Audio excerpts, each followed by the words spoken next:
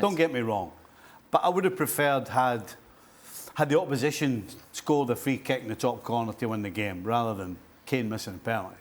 So I do feel for England as far as players are concerned, but the fact they're out is OK by me. Pablo Zabaleta has been replaced by James Olley, who joins us with Shaka as well. James, interesting, there was a lot of criticism of Gareth Southgate going into the tournament. You would think, oh, he gets knocked out in the quarterfinals, this will be his last game in charge, but it doesn't seem to be as simple as that. No, I mean, I think we've seen a genuine evolution of the team in the tournament insofar as I thought actually against France it was probably the bravest lineup that he's selected given the level of the opponent, given the magnitude of the game. You know, he's always gone to this back three, back five system when England have played big teams in knockout football and even in the Nations League and those kind of matches.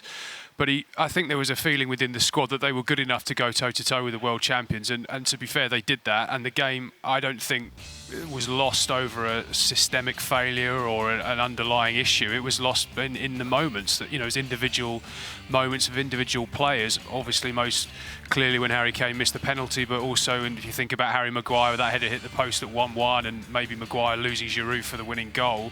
You know, that isn't a tactical issue. Those were players making individual mistakes or not quite executing to the best of their ability. So I think England's overall performances here have left people quite encouraged about what could come in 2024. And I think Gareth Southgate has been at the absolute heart of that progression and evolution over the last 6 years. And it would be a shame if he didn't get the chance to see that through, I think, in one more tournament in 24. Do you agree, Steve? I'd have to say I'm a little conflicted. You're very conflicted today. Well, no, because it's hard to argue with everything that's been said. Right. England played well against France. Yes. You know, they've been to a World Cup final under Southgate. European Cup final. Yeah. They've been to the semi-final of the World Cup under Southgate. But there comes a time when you think, right, what's missing? Why is it so nearly? But this was the best. Okay. This is the best they played, like Croatia, right, Italy. Here's my thought. Go on. Here's the only thing I can come up with. Do you have a manager who's a little different to a Southgate?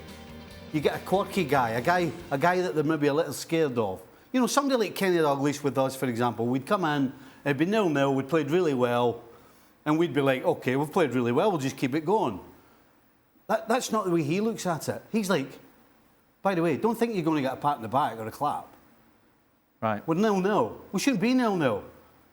You know, just demanding a little bit more, demanding extra, always having them on their toes. But it was a penalty. It was a penalty. I know, away. That's the only thing I can think of. Do you get a manager who's a little quirky, who's a little different, somebody who's in your face, you're always looking over your shoulder, you're not quite sure.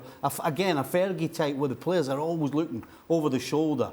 Just pushing for that little extra. Because that's the only thing that's missing, that little extra. But where do you find it?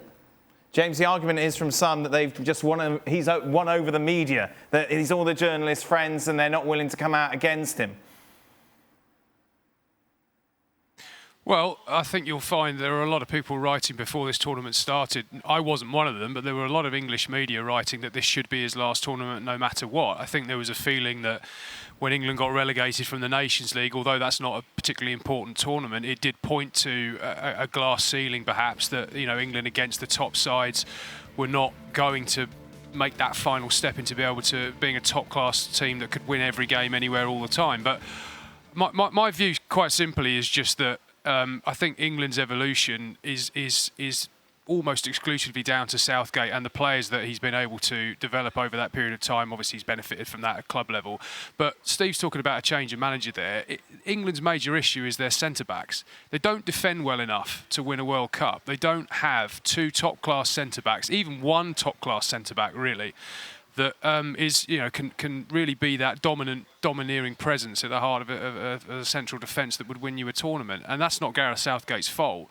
I think what he's tried to do is, rather than be on the back foot in 2018 and even last summer at the Euros, he's tried to say, look, everyone keeps saying that we've got the best attacking group of players we've ever seen. Everyone keeps telling me 4-3-3 is the way to go. You look at the criticism he took for playing 3 at the back, 5 at the back in those big games previously. He chose to do what everybody's wanted him to do, which is to open up, to try and go on the front foot, to get more of those attacking players in the team. And they lost a game by the finest of margins. So the idea that you're going to replace him now and kind of throw away all of the work that's been done. And don't forget that a lot of these England players, they didn't really buy into England before Gareth Southgate. Marcus Rashford, I thought, gave a really revealing answer at one of his press conferences out here when he talks about how training was just not particularly intense under Roy Hodgson. And it wasn't one of those things where he tripped himself up or someone asked a tricky question and he got himself down a cul-de-sac he didn't want to be down. He just openly offered this stuff up. And I thought that was so indicative of where England were to where they are now. And I think, given that there's only 18 months to the next tournament, to sort of throw all this out of the window for a sexy name, a Tuchel or a Pochettino, I just don't see it. I think Gareth Southgate's earned the right to have one more go at this. And I think England now have mentally got themselves into a position where they feel they belong at this top level. Because, although fans might look at it and say, well, look at all these top players you've got, Premier League stars all over the place. You should be beating France. You should be competing and winning these big trophies. England have no track record of this. England do not beat major teams in knockout matches away from Wembley. They've never done it. They don't beat elite nations. In their history, it's not something that England have done, but they've come closer than ever before under Southgate. And that's a big mental switch, I think, at the highest level. When you talk about these fine margins of these matches, and they're there now, they're ready. It's just a shame that they can't show it at these finals anymore. What do you think, Shaq? I'm going to be like Stevie and say I'm really conflicted around a lot of this. One, I understand the criticisms of Gareth Southgate, but on the other, and here's I saw somebody do a comparison between this England team and some of the previous golden generations. England always seems to have a golden generation of teams. Even if you look back at the World Cup of 2010 or go further back to 2002. And the question was asked, how many players from this team would get into that team? Let's use the 2010 as an example. How many midfielders from this team now in 2022 gets in ahead of the likes of Gerrard or Lampard? And you go up and down. You go up and down the YouTube. And for more sports highlights and analysis, be sure to download the ESPN app. And for premium content and live streaming, subscribe to ESPN Plus.